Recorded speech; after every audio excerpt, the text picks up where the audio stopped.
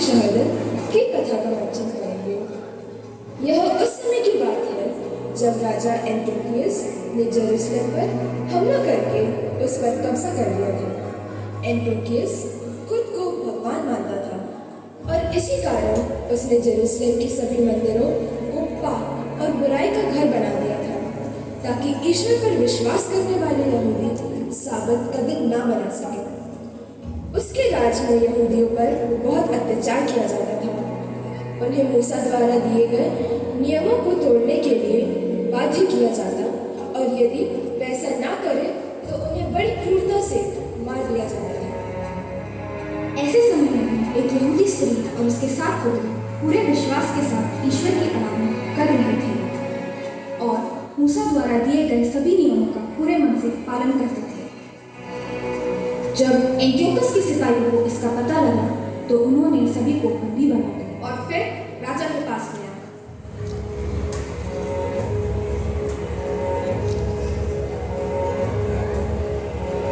तुम इन यहूदियों को मेरे पास क्यों लाए हो? तुम तो ये जानते हो कि अगर ये मेरी आज्ञा का पालन ना करे तो तुम्हें इनके साथ क्या करना है। जी हाँ प्रभु, हम जानते हैं, पर ये लोग काफी दृढ़ विश्वासी प्रतीत होते हैं। अगर हमें मूसा के नियमों को तोड़ने के लिए मजबूर कर सके तो कई सारे यहूदी अपने आप ही आपके समक्ष समर्पण कर देंगे। तुम ठीक ही कहते हो, हमें ऐसा ही करना चाहिए। तब राजा ने 7 भाइयों में से सबसे बड़े भाई से कहा, तुम इन सब में बड़े प्रतीत होते हो। अगर तुम मेरी बात मानकर बलि में अर्पित किए जानवर की बकरी खा लेते हो तो मैं तुम्हें और तुम्हारे परिवार को छोड़ दूंगा। ऐसा करके आप क्या हासिल करना चाहते हैं? हम अपने पूर्वजों की परंपराओं को त्यागने के बजाय मरना पसंद करेंगे। पकड़ लो इस दुष्ट को और इसे आग में तब तक झुलसाओ जब तक ये मर न जाए।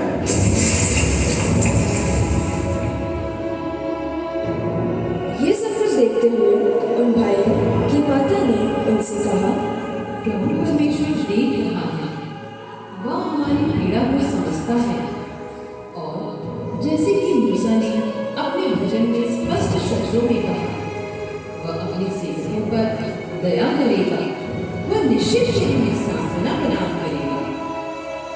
इसके बाद राजा ने सिपाहियों को आदेश दिया, तुम्हें इनके साथ जो करना है करो, पर इनका विश्वास टूटना चाहिए।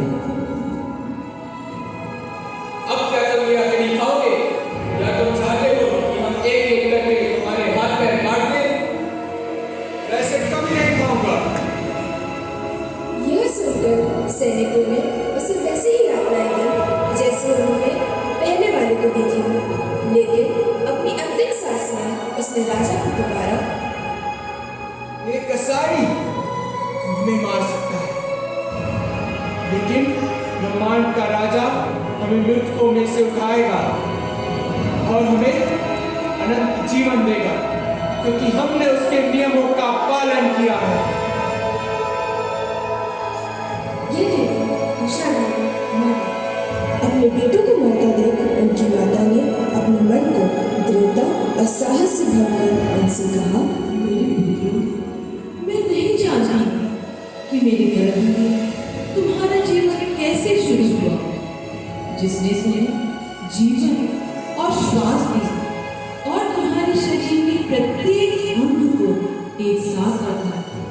यह सब ईश्वर ने किया था। ईश्वर ने ब्रह्मांड, मानव जाति और जो कुछ भी मौजूद है उसे बनाया। वह दयालु है और वह तुम्हें फिर से जीवन और श्वास देगा, क्योंकि तुम अपने आप से ज्यादा उसके नियमों से प्यार करते हो। इसके बाद भी सिपाही नहीं रुके। उन्होंने इसी प्रकार से एक एक कर और 4 भाइयों को भी मार दिया।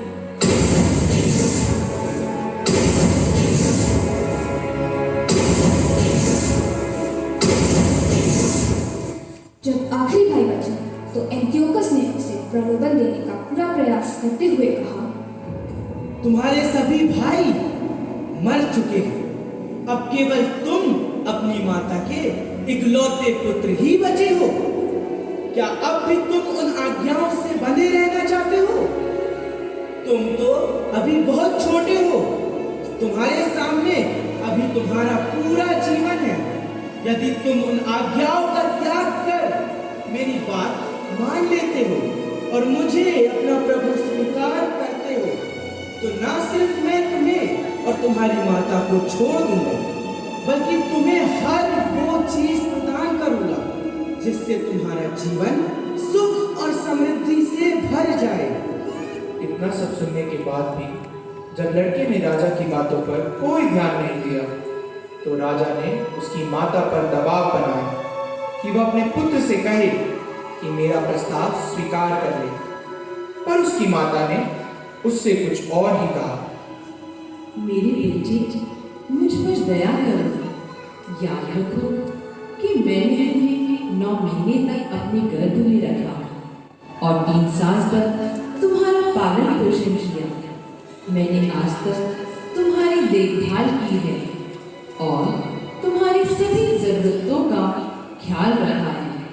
इसलिए मैं तुमसे आग्रह करती हूँ, मेरे बच्चे, आकाश और पृथ्वी को देखो। वहां जो कुछ भी तुम देखते हो उस पर विचार करो और महसूस करो कि भगवान ने इसे शून्य से बनाया है, ठीक वैसे जैसे उसने मानव जाति को बनाया है। इस कसाई से मत डरो, अपनी जान स्वेच्छा से दे दो और अपने भाइयों के योग्य बनो, ताकि ईश्वर की दया से मैं तुम्हें उनके साथ पुनरुत्थान पर वापस प्राप्त करूं। राजा एंटियोकस, तुम किस बात का इंतजार कर रहे हो? मैं तुम्हारे आदेशों का पालन करने से इनकार करता हूँ।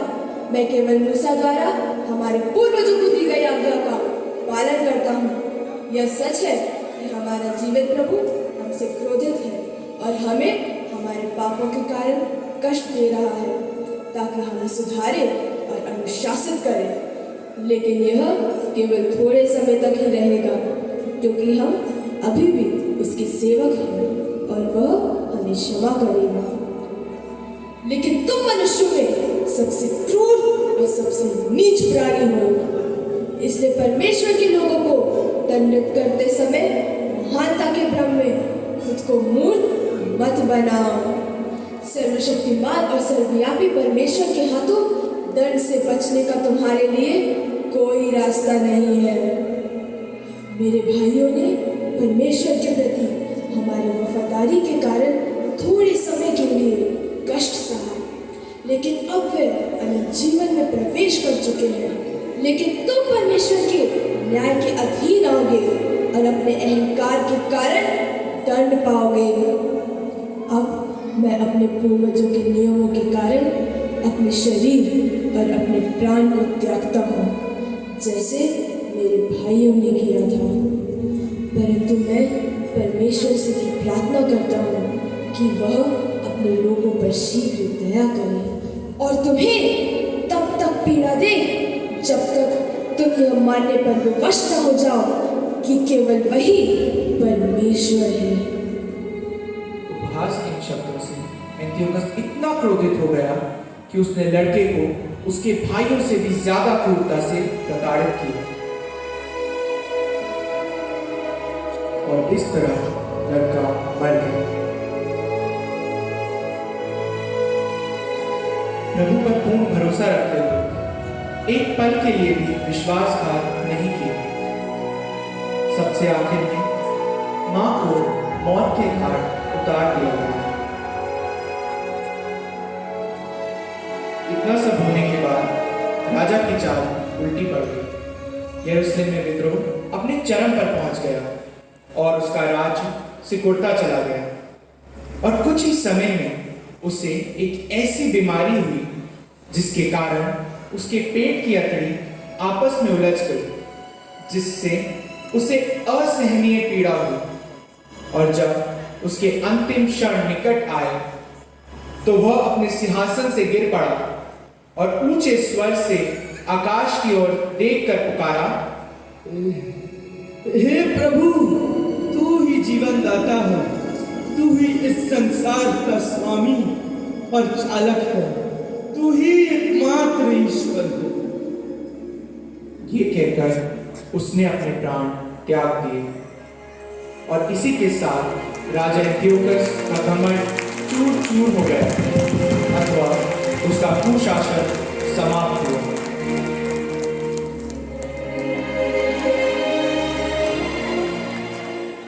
यह कथा हमें एक बहुत ही महत्वपूर्ण सीख देती है कि जीवन में चाहे कोई भी बड़ी से बड़ी मुश्किल क्यों ना आ जाए, यदि प्रभु ईश्वर हमारे साथ है और हमारी माता की प्रार्थनाएं हमारे साथ है, तो हमें किसी से डरने की कोई आवश्यकता नहीं, फिर चाहे हमारे समक्ष मौत ही क्यों ना आ जाए। इसी के साथ हम अपना मंचन समाप्त करते हैं। आप सभी को धन्यवाद।